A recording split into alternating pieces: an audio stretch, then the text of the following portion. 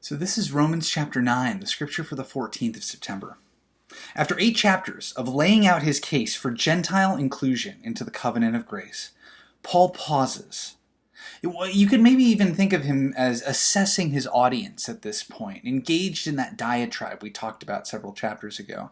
See, the Jewish folks in his audience may have accused Paul of betraying his ancestry, his heritage, not counting the Jewish folk as special when they indeed were.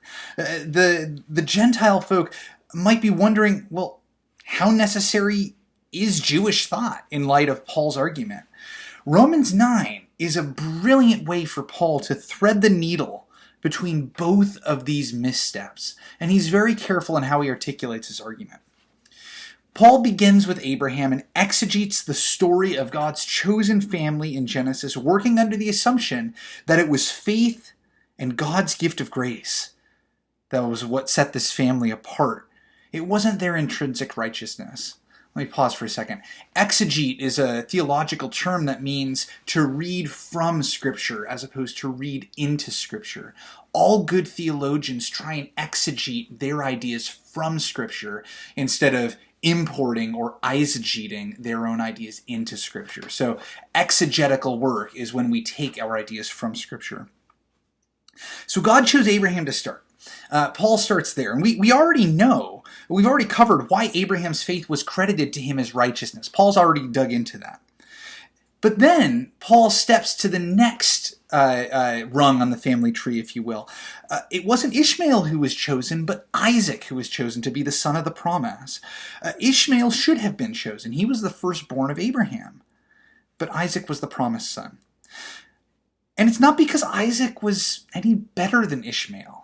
It's because God chose Isaac, irrespective of who Ishmael was. And that's confirmed by Paul's next step when he goes to the next rung on the family tree with Jacob and Esau. Before they were born, before either of them did anything right or wrong, God chose Jacob over and against Esau. The theological term for this that you may hear other people use is unconditional election. Election refers to who God chooses to redeem, who is part of God's elect, God's called, God's chosen people. Unconditional refers to God's election not being tied to any works that we do. It's not conditioned upon who you are descended from. It's not conditioned upon the good things you're going to do later.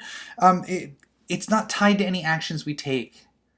It's not tied to our genetics. Now, on the face of it, this may seem a little unfair. How can God condemn anyone if everyone is just following the script written for them from the creation of the world? Well, the situation is actually more dire maybe than you're giving it credit for. If God had elected people conditionally, no one would be saved, because the condition on God's election would be perfection, because God's holiness cannot abide anything else being in his presence. However, God elected people with no strings attached so that some might be saved.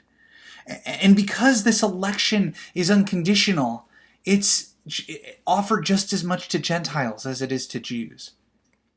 So Paul uses the prophets Hosea and Isaiah to further his argument. Hosea shows that God is willing to broaden the covenant to those who were not God's people.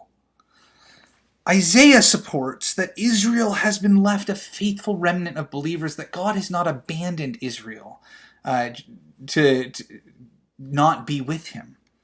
Anyone, Jew or Gentile, who approaches God on the basis of works is going to stumble.